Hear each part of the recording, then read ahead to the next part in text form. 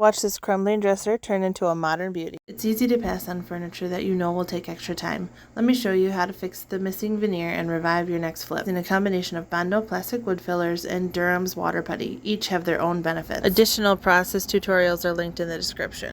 Start by removing the hardware and have a plan to open the drawers another way. Then we'll get to vacuuming all the cracks and corners, pulling the drawers out, and vacuuming inside as well. You never know what you're going to find. Washing with a degreasing soap, TSP, or any other sort of degreaser, like Crud Cutter. After that, rinse with clean water to get the degreaser off. It's important to know how your dresser is constructed. If it's made of mixed materials like this dresser, you will need to take extra caution not to sand through the wood veneer. If using an electric sander, use gentle pressure with continuous motion. To glue the veneer back on, use a putty knife to gently lift the veneer, then slide the needle under it. Dispense the glue and wipe off the excess glue with a damp cloth. Leave clamped for 30 minutes. I sand after a few hours. If you don't have a clamp long enough for, let's say, the top of this dresser, you can try using painter's tape and pressure. So we will be filling the broken areas and making repairs using Bondo wood filler. Grab your respirator and sand the areas with 80 grit sandpaper by hand. After mixing the two parts for Bondo, you have about 2 minutes before it dries, so mix in small batches or work really fast. You can apply this with a putty knife or, in my case, a popsicle stick. Let the Bondo dry for 20 minutes, attach your sander to your vacuum, and then you can sand with 180 grit. Using 180 grit is gentle enough on the thin veneer, but has got enough grit to smooth out the Bondo. 180 grit seems to be enough to get through the clear finish on this dresser. Because my client wants it painted, we'll just have to scuff sand everything. This will scuff up the surface enough for the paint to stick to. After cleaning up all the sawdust, we can move on to our first layer of paint.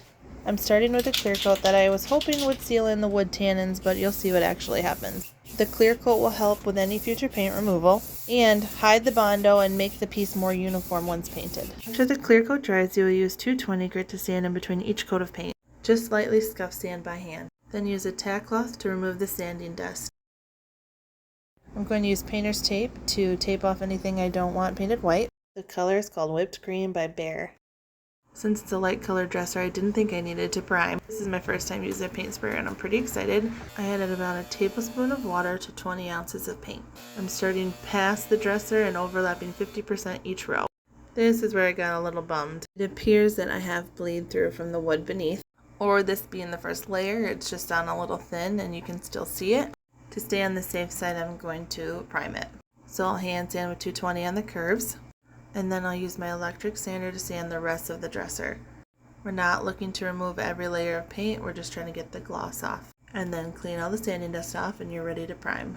Using a 1/4 inch roller, we're going to apply the bin primer. This is oil based, so the mess is a little bit harder to clean. You can just go ahead and toss this in the trash, or you can wrap it up just in case you need it later. The bin website says let that dry for an hour.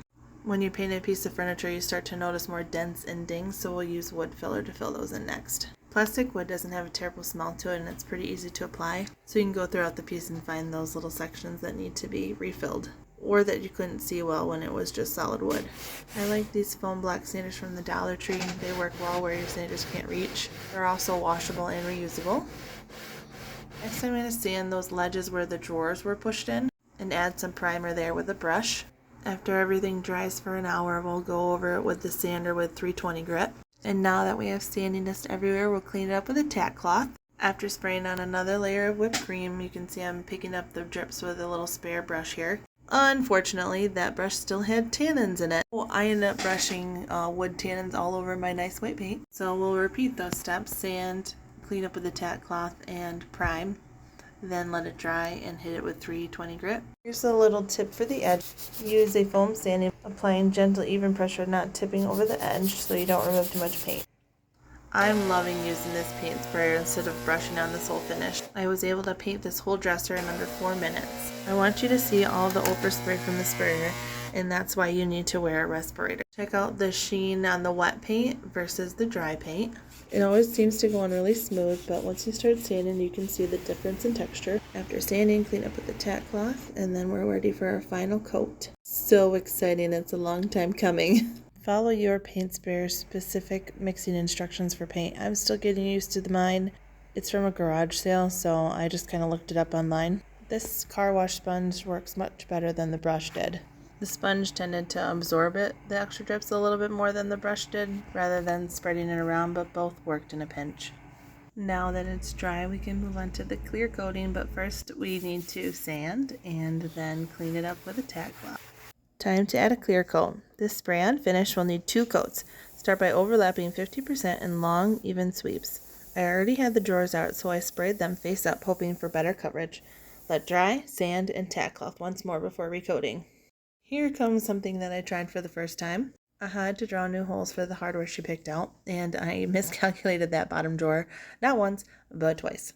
I used a T-square and a piece of tape on the back of the hardware holes in hopes that that would be enough information to make this turn out. For some reason, I had to refill this area twice with Durham's water putty, which then needs to be sanded and sealed with clear coat.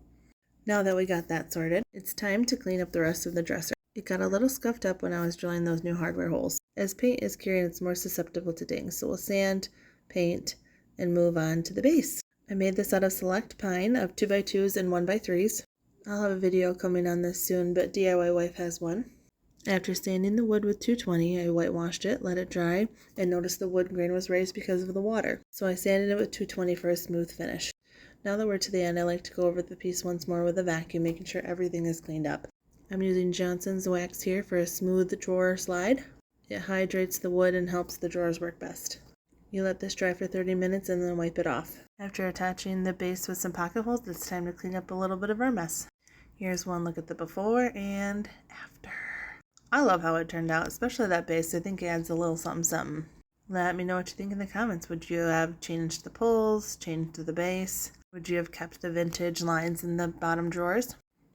Overall, the client was super happy, and I think she'll love it for many, many years. Thanks for watching, and find more detailed tutorials in the description.